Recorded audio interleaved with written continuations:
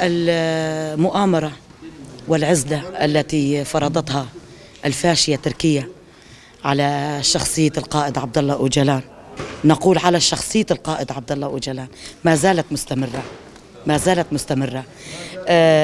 ومؤشر على هذا الهجمات التي تشنها على شعبنا في شنغال، على مخيم الشهيد رستم جودي، كوباني، احتلال العفرين. يعني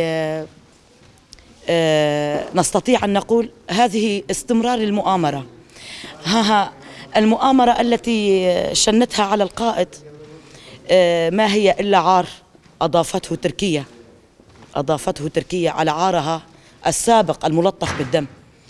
اعتقال القائد عبد الله أوجلان هو اعتقال الحرية، اعتقال العدالة، اعتقال المساواة، وبحد ذاته هو اعتقال المرأة، لأن فكر القائد ينادي بحرية المرأة.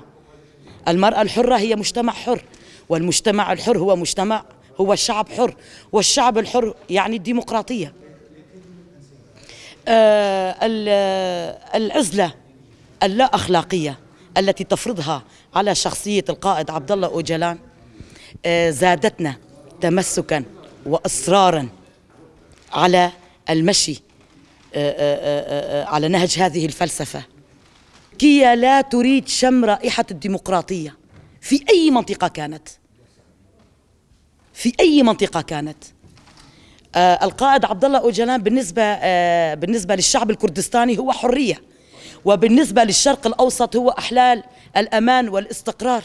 فدولة فاشيزم ترك جبو زندان كرنا ريبر أبو أو قبليك بو وحيا روجا إيرو بردوام أو قبلة مؤامرة بعربية بين مؤامرة قبلة نابنة توي دولتي سري بر أبو حيانها بردوامه شما جبرج أف سروك كي وخدي فكراك فلسفاك نوجن جير دروجات نابين ده بفكري بلا بك جبو تكسي كيد بن كولتي ماي وان خلاص بك جبرج أف فكرايا نلقور بيفاني دولتا قوموي آنتو برستي دولتا تركي فاشيست ودولتي هجمون الكابيتاليزم كي شكور كرنا هدف ورمانجا جملتي جهاني جيشي جبو خو بكن كولا جبونا ويا ريبر ابو وقصالي ناف